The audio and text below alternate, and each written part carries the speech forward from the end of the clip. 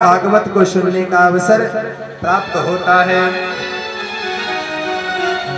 अब शौनकाद ऋषि ने पूछा कि महाराज इस कथा में ऐसी क्या विशेषता है कि लोग भागवत सुनते हैं, तो इसमें विशेषता क्या है वो आप हमसे बताइए।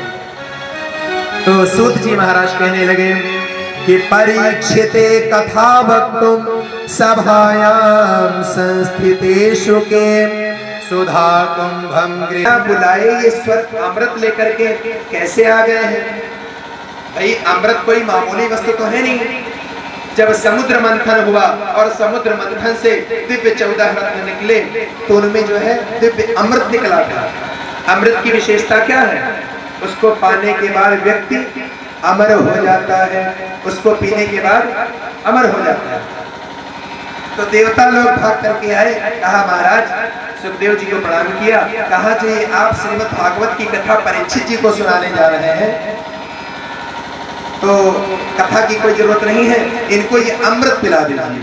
परीक्षित जी को शाप मिला है 7 दिन में मरने के लिए, तो ये अमृत पिला दीजिए। अमृत पीने के बाद तो वैसे भी नहीं मरेंगे, लेकिन और क्या मांगा कि जी कथा जो है, कथा रूपी अमृत जो इनको पिलाने जा रहे हैं। महाराज जी ने जब ऐसी बात सुनी तो जोर से हंसने लगे, कहा अरे ठगियाओं, तुम्हारे आते ही मैं समझ गया था कि तुम लोग इतने बड़े स्वकार्य कुशलाशुरा, आप लोग स्वार्थी हो, और आज इतने बड़े परमार्थी बन करके कैसे आ गए। तुम्हारे आते ही मैं समझ गया था कि कुछ ना कुछ गड़बड़ है, और डांट करके इनको भगा दिया। कहा महाराज आप अगर श्रद्धा से श्रोता बन करके आते तो मैं आपकी भागवत की कथा आपको अवश्य सुनाता, लेकिन आप छलिया बन करके आए।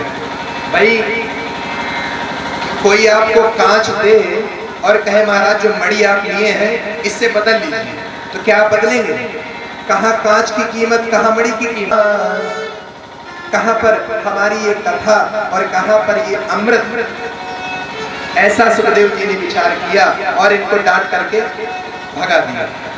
देखिए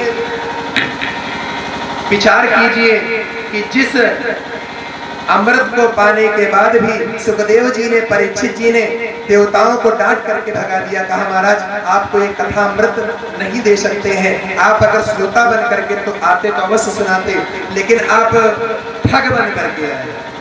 भाई हल्की वस्तु लेकर के हमसे भारी चीज पाना चाहते हो।